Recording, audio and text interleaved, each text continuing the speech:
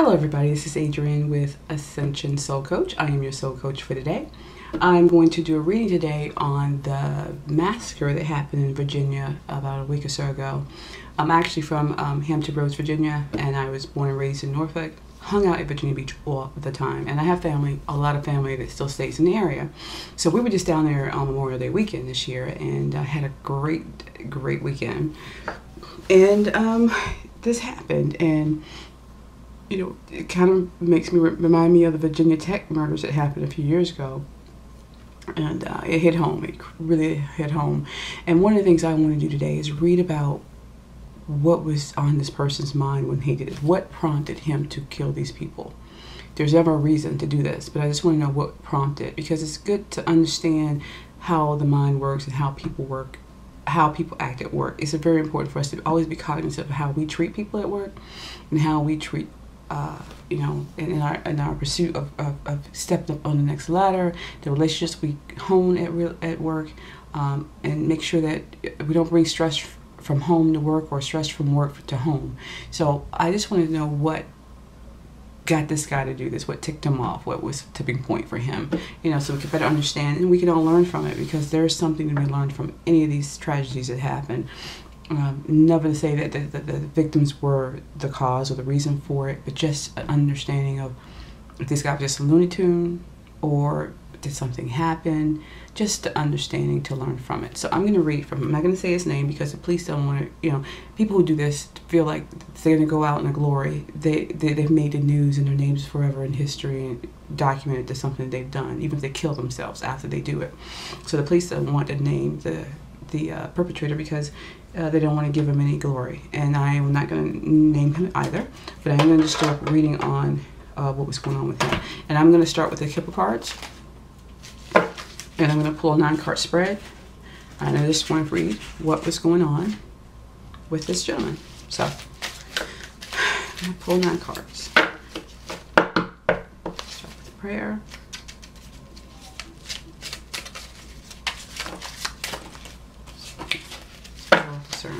All right, so we're going to start pulling cards.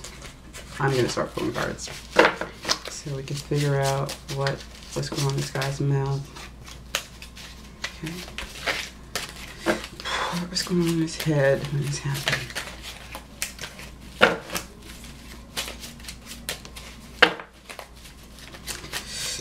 The 9 cards. If you ever get down to the beach, it's a very nice area to go. You always have activities, especially in the summertime, going on, all kind of events and musical events, parties, just a lot of, you know, it's close to Williamsburg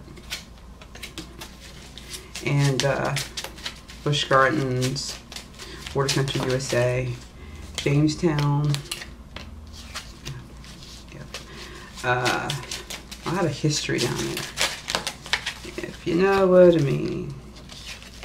This one came out. So, yeah. So, and hopefully this is, you know, after the morning is over and people move on with their lives, that you would want to go down there and visit. It's a nice place. I mean, Florida's nice too. There's other beaches in the country that's very nice, but the beach is really nice. So, just saying, don't let that stop you from going, because this could happen, unfortunately, anywhere. That's an unfortunate fact. But hopefully, less and less, if people just start being more, I don't know, cognizant of these things that can happen, and people getting the help they need before it gets to this point. So let's just pray for that. Pray for unity and healing for all. Okay. So far, I got 6 cards, so I just need 3 more. 3 more cards. Usually, if we were doing these cards with you, if we were doing a session with you, you'd be pulling your own cards. We'd lay the cards out in front of you, and then you would pick your own 9 cards for the situation you're going through. I don't pull them. I can pull them if you would like, but it's best if the person who's asking the question pull them, and if it's on the phone, then we just tell, you know, you tell us like when to stop. You tell me when to stop, and then I'll pull the card, and then we'll get just as a good reading as any. So it's good to really help people focusing on what they want in life. It's one method of that anyway. This little baby don't want to come out. So we got 9 cards. We're ready. Hey there. Okay, so I'm going to show you the 9 cards. Here they are. They're upside down to you, right side up to me. Okay, so I start with the middle always with these cards. So we have court and authority. And so we start there. So it has to do with something about authority, court, legal, something legal. So we got this guy who has a lot of gloomy thoughts.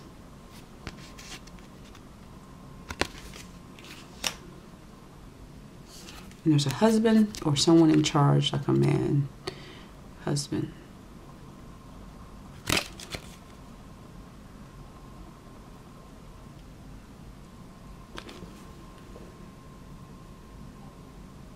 Or mature man. And then we got occupation, which is work. This is where we are. This guy was working in public works. This is funny because this is like he's outside digging a ditch. Occupation. Okay, so this man has gloomy thoughts about his job. The second one, matrimony. So I'm gonna read it this way.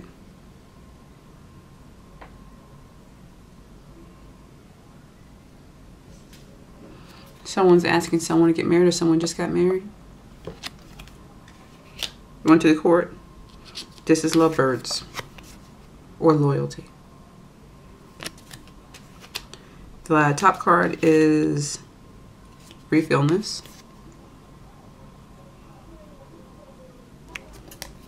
And this is path.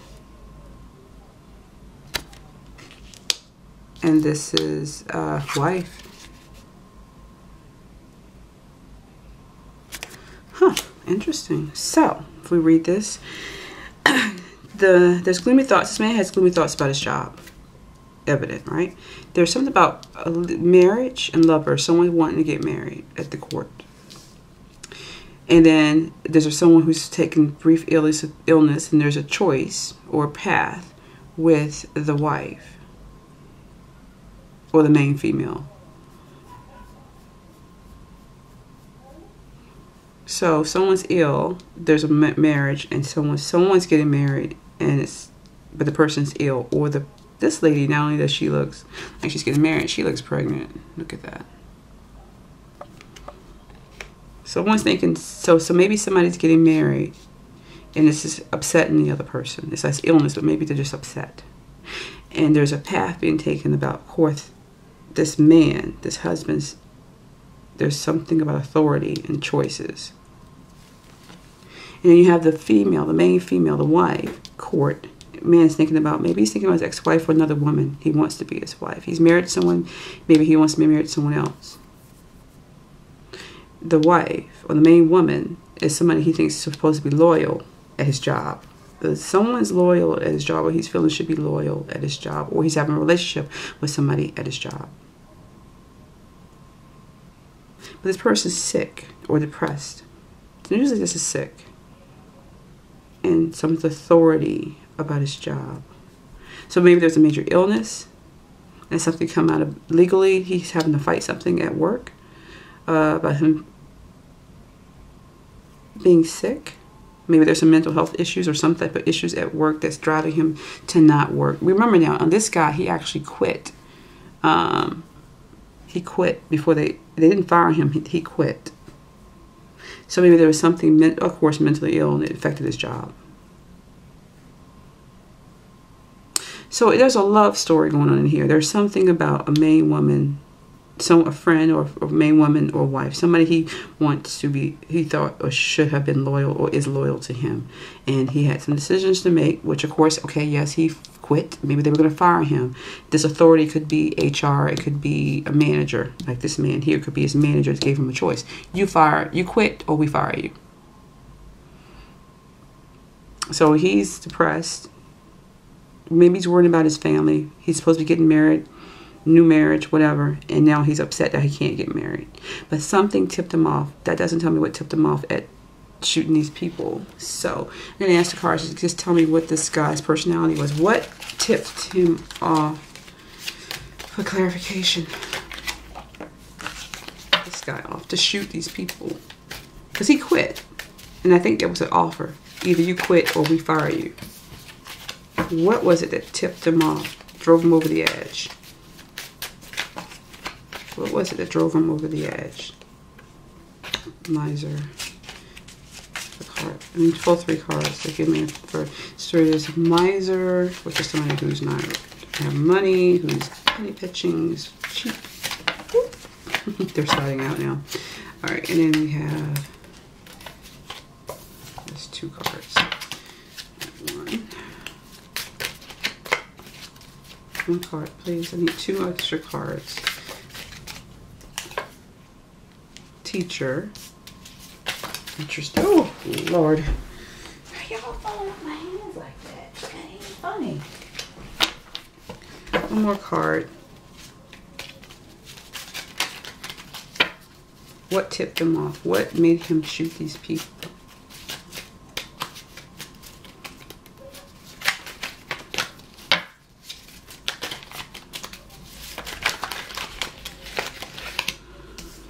Ooh.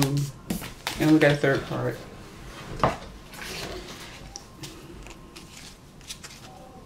So, we got 3 cards. I dropped all my cards, people, but we good.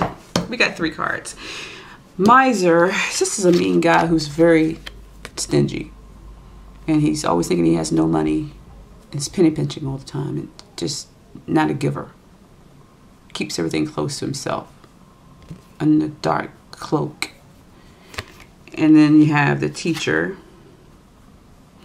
I don't know what this means, but it says it's a teacher. So it could mean that he wanted to, he's, okay. And then the last card, look at this, is the murderer. And y'all saw that fall out. I didn't pull it. It fell out. So, maybe this guy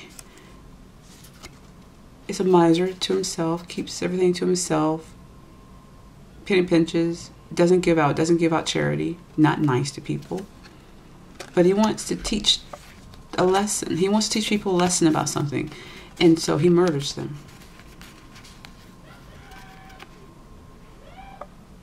He wants to teach them something. He wants to get back at them.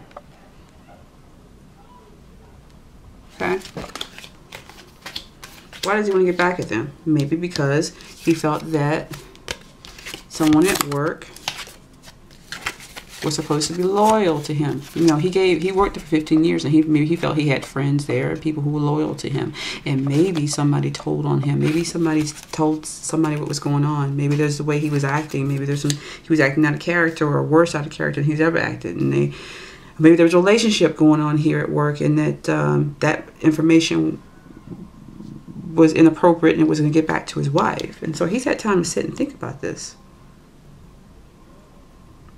But there is definitely something about a relationship. There's loyalty, and then there's a relationship.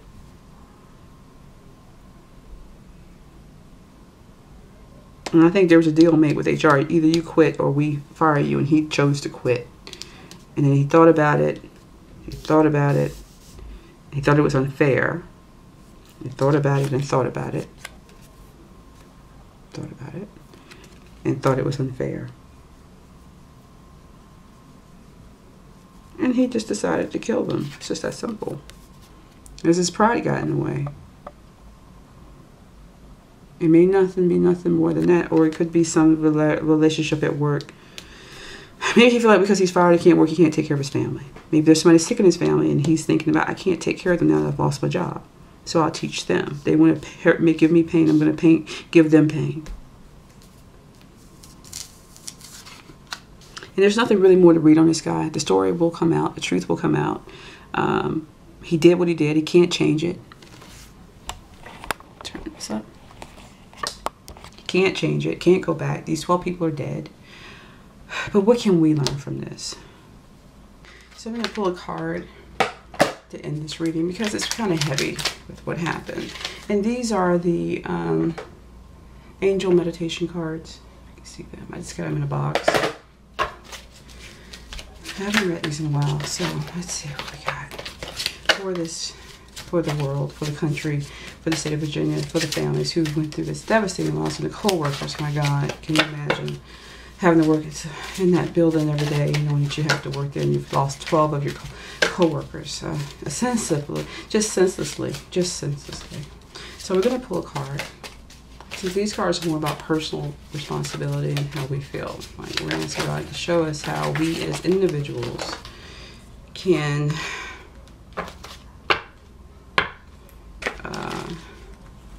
give us this little prayer for each other. For this one's going to be for individuals. It's the Angel of Honesty.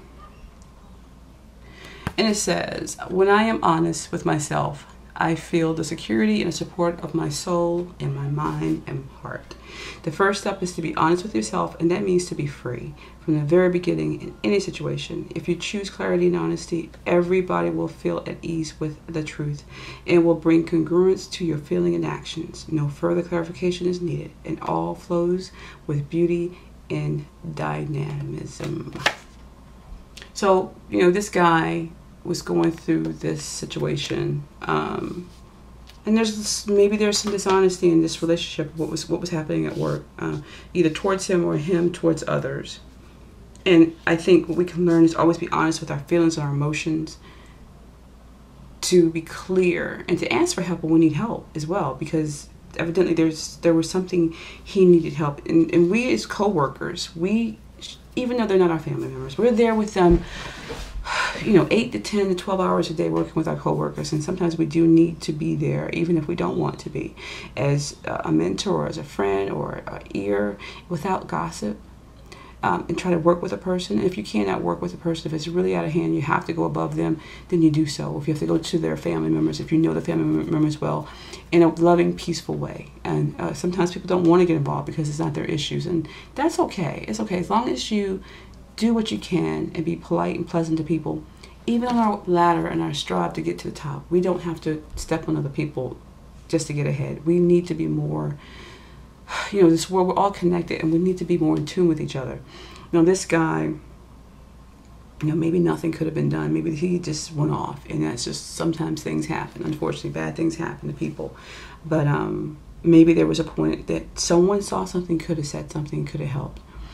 And then, like I said, even if we're the person that's going through something and we're stressed out and our life is, things are becoming overwhelmed, we need to have people we can talk to. I, as a life coach, I talk to a lot of people and help them with problems that they're going through. And I've had to listen to other people. I'm going to tell you, a lot of it's put life and issues in perspective for what I go through when I see someone else has gone through something much worse. But to be sympathetic, have an empathetic ear. HR nowadays is more about discipline, and they're there for the corporate focus, not for the personal employee focus. So maybe our HR people need to have that balance, that we can see things and help people out as well. A lot of them have degrees in psychology, and you know when people are going through certain things, it's a very touchy issue, because people, and I know there's a lot of rules now about how you handle people when you lay them off, or you have to have a difficult performance review or whatever. But you know, sometimes we have to look beyond the protocol and look into the person. Not saying that would have helped in this situation, but for us, we do, because sometimes we say stuff and act towards people. We don't know what they're going through at home or what's going through in their life, and that one thing we say can tick them off. Not to say we should be walking around on eggshells, but we just need to be conscious of how we treat people at work. We're all going through something. We all have issues in our life we have to deal with, and sometimes we get carried away and don't think about that. It's just about us, and not how am I coming off across to the team. But this is not to smooth over what he did. Lord knows it's not. It's, you just gotta be honest with what we're going through. And I'm gonna read a card for healing. I'm sorry, we're going off on a tangent, but I'm gonna read a card on healing. It's called the Healing Cards. Okay, and I'm gonna pull a card on healing for the Virginia Municipal Center and the co-workers. So,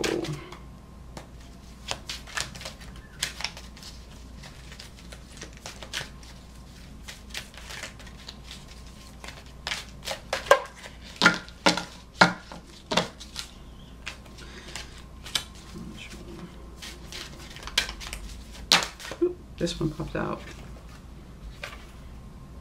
This one card. It's a two-sided card. So I'm going to read the first. If you see this, it's a mountain, right? And it says at the bottom, ask for guidance in seeing the truth concealed in your personal challenges. Isn't that something? Honesty and truth. On the back it says, bless your difficulties and ask to see their hidden guidance. Have the courage to accept what you discover and to initiate whatever action your healing requires.